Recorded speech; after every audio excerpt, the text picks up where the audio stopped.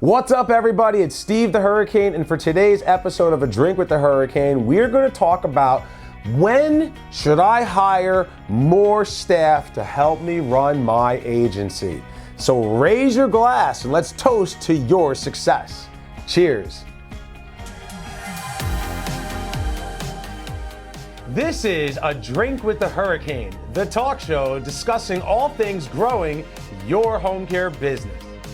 This video is sponsored by Home Care Evolution, where we help home care agencies adapt to changing circumstances, transform their business so that they can thrive for years to come. This is a really important question that I get asked often when I'm speaking at conferences or conventions and everything else in between, on webinars and so on. When do I hire more staff?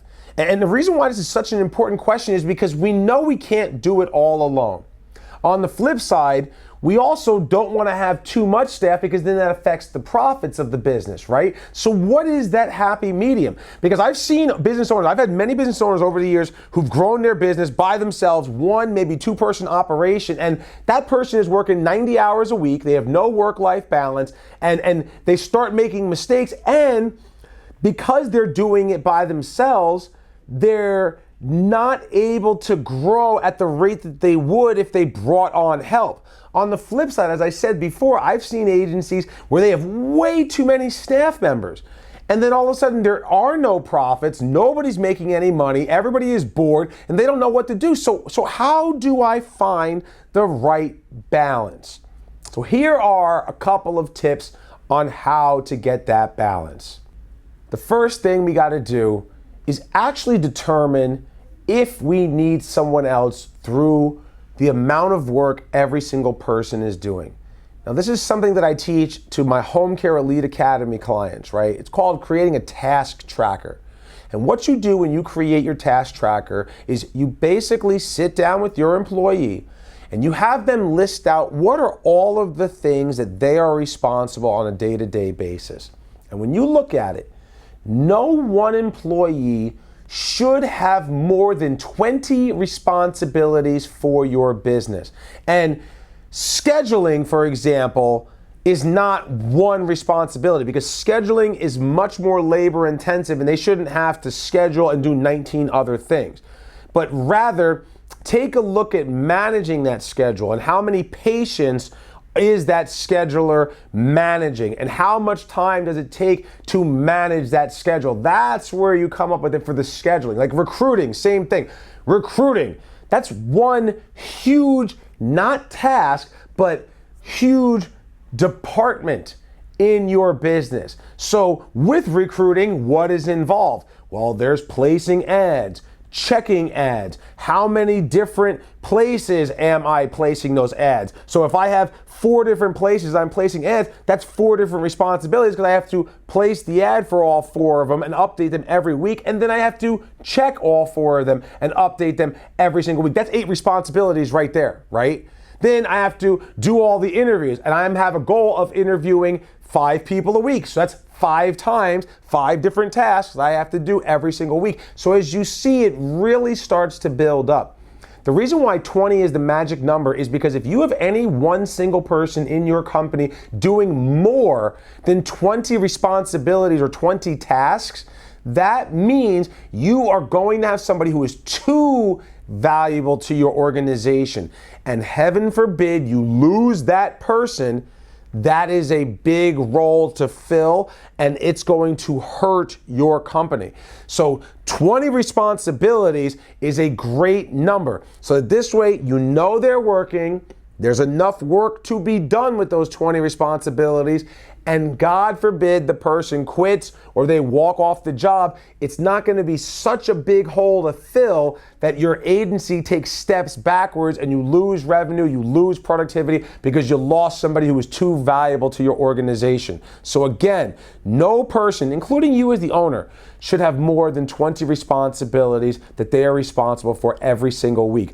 Do that task tracker, figure it out. If you figure out and you find that, say you have 3 people, and collectively from those 3 people that's 75 responsibilities, it's time to bring someone else in because you got 15 responsibilities that need to go to someone else. that's a great way to make sure that you have proper balance in your organization. The second and final tip I have here is just 2 tips on it, because it's really not that difficult to be able to know how many staff members I should have in my organization. For every $300,000 that my company generates every single year in total annual revenue, that is the minimum. It could be greater, but that is the minimum number per full-time staff member. So if I have a business that's doing $900,000 to $1 million in annual revenue over the course of 12 months, I should have at least 3 full-time employees. I myself, if I'm in the business and I'm running and I'm operating it, am one, and then I have 2 other full-time employees. That's 3 full-timers for $900,000 to $1.2 million, which would be when I hire the 4th person to my organization.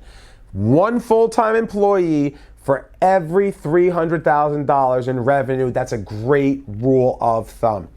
And you know what? I just thought of a bonus one along these lines.